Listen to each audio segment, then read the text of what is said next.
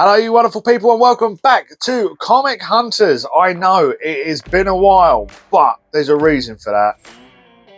It's either A, the weather, or the fact that I'm not finding anything. Like, not last weekend, but the weekend before, we went out. Me and Sagerhead went out, and I could not find a single thing. He didn't get anything. We ended up just going to a coffee shop and having a coffee and then going home. It's the way it goes. It happens, but I'm not going to bother showing you the failed quest, if you will. I'm not going to bore you with that. It's not interesting for me or for you. Anyway, this time though, I got some stuff. So I'm going to show you. Let's go.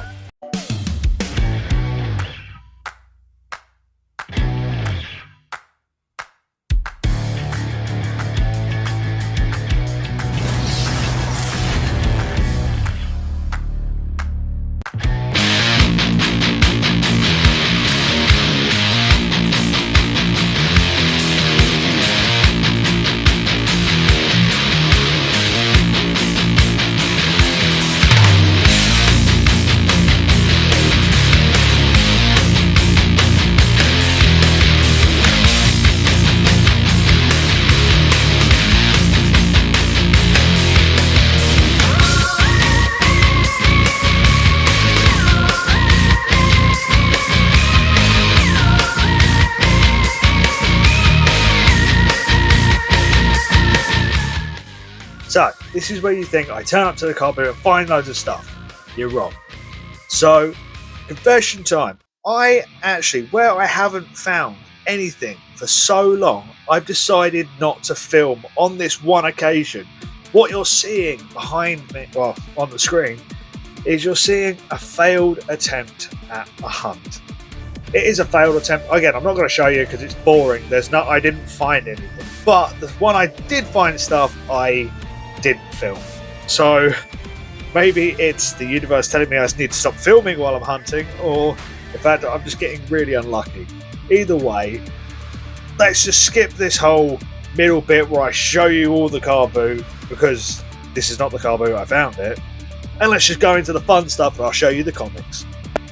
Let's start it off with one of my favourites, The Flash, the return of Barry Allen. This is a graphic novel. You know me, I love reading my graphic novels because it means I don't ruin my comics. And it's always great to get the whole story and everything like that. I do not own this one, which is great because it means I get something new to read and I get to read another storyline and enjoy it. Tell me what you're reading, by the way. I am genuinely interested to know what people are reading, and maybe you can put me onto something I don't know. So first up in the comic line is a Doctor Strange number 34, a Pence variant. And unbeknownst to me, there is a lot of damage in that right top corner. It is from a sticker. I did find it on the back of the comic in the end, and it is matching up to what that corner would be.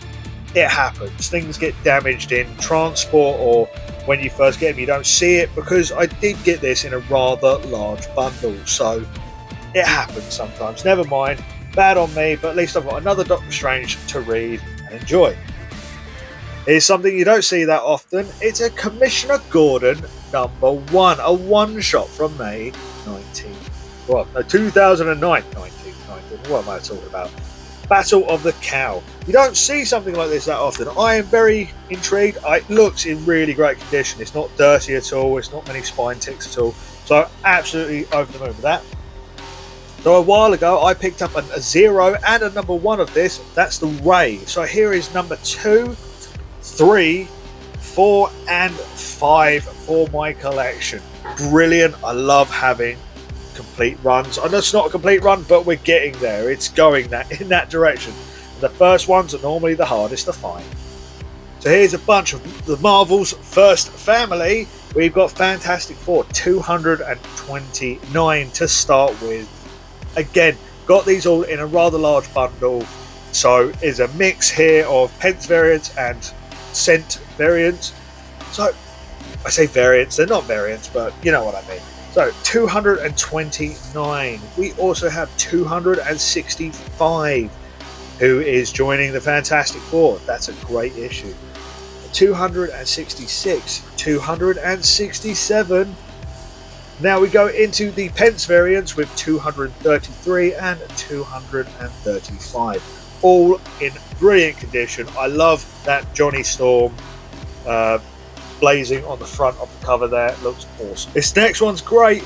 I'm hopefully going to complete the run at some point, and that is Thunderbolts 174. I have loads of this. Can't wait to complete it. Here's one I've never read. This is X, number 8 from Dark Horse Comics. We have to give this one a read. It looks pretty cool. Slowly but surely, this guy's building up in my collection. That's Aquaman, number 9 and number 10 from 1995. Again, in really good condition. I'm surprised it's so good. This next cover is just awesome. I love this whole newspaper style of it. This is a Wonder Woman 126, a world without Wonder Woman. She's dead. Who knew? But again, absolutely awesome looking front cover. That's what drew me into this one. Here's another one building up in my collection. This is Ragman, Cry of the Dead, number 3 from 1993. I'll learn to read one of these days. Amazing Ragman from DC. Sticking with DC, we have Batman Detective Comics 708, with that iconic Batman being shot at while he's just jumping around. Then we just jump straight into another Batman with 502. How awesome is that? Again, they blacked out the corner there. I don't know why. But again, the stickers are the bane of my life. I need to try and figure out how to get these off.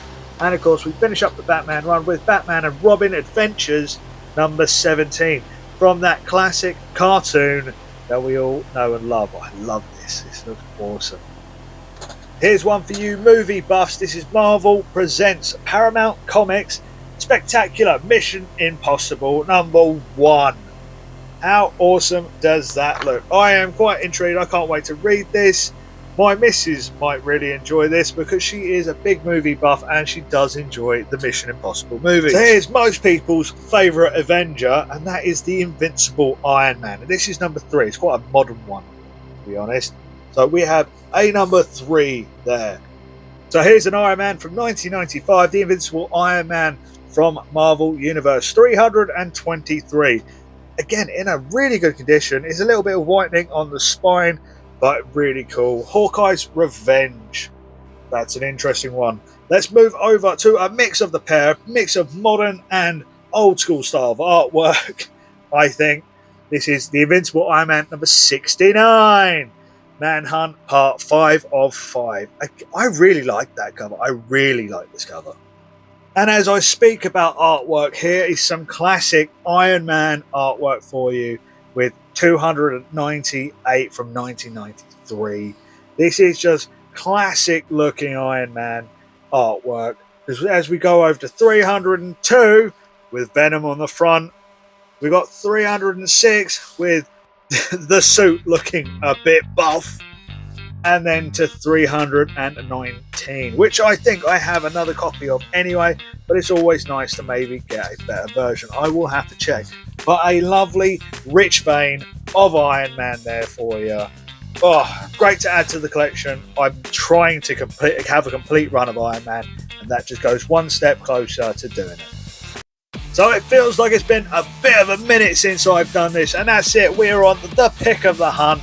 My personal picks of this hunt, what I really loved picking up to add to my collection. And let's just get on with it. This is the Blackest Night, number 7 of 8. I am slowly getting a full run of the Blackest Night, and this one is just in amazing condition. Again, the reason I go on about condition is because I buy this stuff from a car boot. You don't often find it in the greatest conditions, whereas this is. It really is. And it goes really well with the next one, and that is number 8 of the Blackest Night. That's right, I got the last issue, 8 of 8 of the Blackest Night. It looks incredible. I love this so much. I can't wait to complete the run, and maybe we talk about the story if you're interested. If you are, put it in the comments down below. Once I finish the run, we will talk about it. So let's go into the last pick of my hunt, and that is a Robin number 3 in the polythene bag. The polythene bag? That's maybe the right word. It's in a poly bag. Collector's edition. That is right. Robin number 3, Cry of the Huntress. Special moving cover. That's right. It even has on the back some instructions on how to use how to use special technology cover. It's just you pull the tab at the bottom, it reveals another picture instead. This is really cool. Should I leave it in the bag or not? That's the one I'm going to leave for you guys for the comments down below. And if you think I should open it up and reveal this to the world and show you guys, then I will. Or I just may lock this up forever in its poly bag for the light of day, never to be seen again. But saying that, I say this. I have heard that poly bags may not actually be any good for comics. They actually may be damaging comics. Is this true or not? Do you guys know about this? Have you heard about this? Let me know down in the comments. I'm yabbering now. Let's do this properly and let's finish the video. And there you have it, you lovely people. That is my haul from today. Kind of makes up for the fact that I didn't find anything before and it's been a bit slow. It does make up for it. A nice variety of stuff. The Blackest Night, Iron Man. I know the Doctor Strange is a bit gone, but I can still read the story. That's the main thing. That's the main thing. I can still enjoy the story. It's not going to be one that's going to be a completing a collection kind of story. Would want a better version of it. If I was going to go, I'm going to complete this whole run, I would get a better version.